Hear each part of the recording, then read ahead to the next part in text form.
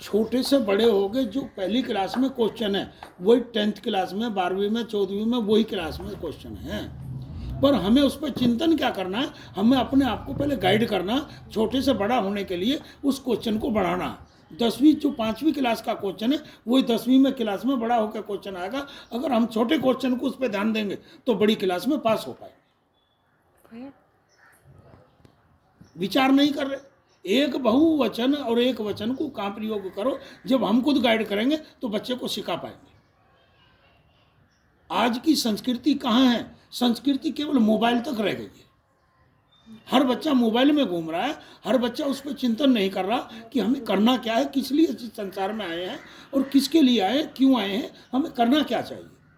परंतु केवल सुबह से उठ के शाम तक मोबाइल में बड़ा है, रात को 11 बजे तक मोबाइल है, रात को सो रहा है तो कानों में रीढ़ लगी पड़ी है। इसलिए हमारी आंख और कान, हमारी बुद्धि भ्रष्ट हो चुकी है, खराब हो चुकी है, हम उस पर चिंतन नहीं कर पा रहे। संस्कृति कहाँ चली गई, संस्कृति लोप हम लोगों ने कर दी। इस मोबाइल ने संस्कृति को खत्म कर दिया, प्यार को खत्म कर दिया, आश्वासन को खत्म कर दिया, रिश्तेदारी को खत्म कर दिया, हर चीज़ को मोबाइल ने खत्म कर दिया है। मोबाइल जितना अच्छा है मोबाइल उतना खराब है।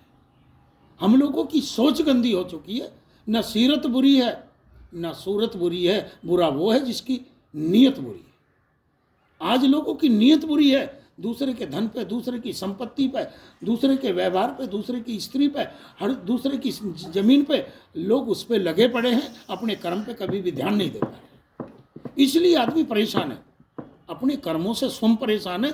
और जब समय आता है, मरने का समय आता है, तो आदमी कहता है यार मैंने कोई बुरा कर्म नहीं किया, तने कोई अच्छा कर्म भी नहीं किया, तने कभी भगवान का चिंतन मनन स्मरण, कभी दान नहीं दिया और लोगों की सेवा नहीं कर पाई, इसलिए तो परेशान।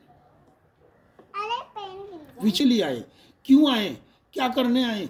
हम वादा करा था परमात्मा से, परंतु हम उन वादों पे चल नहीं पा रहे हैं। 24 घंटे में, ज़्यादा नहीं तो कम से कम 3 घंटे अपने शरीर को देने चाहिए, परमात्मा का चिंतन करना चाहिए, मनन करना चाहिए। परमात्मा इस परिवार में, इस समाज में कम से कम हमें सतबुद्धि दे, हमारे परिवार को सतबुद्धि दे, इस गांव को सतबुद्धि दे, ताकि हमसे कोई गलती ना हो।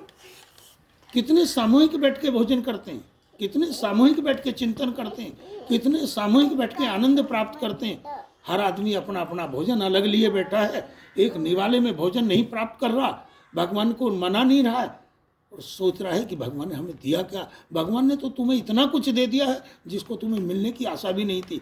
ये भगवान की विशेष कृपा मानिए, परंतु हमने कभी ध्यान नहीं दिया। कितनी संपत्ति थी, पहले लोगों के पास झोंपड़ी थी, तुम्हें मकान जो मिला ये परमात्मा की विशेष कृपा है, परंतु हमने कभी उसे कृपा माना नहीं है, इसलिए हम लोग परेशान।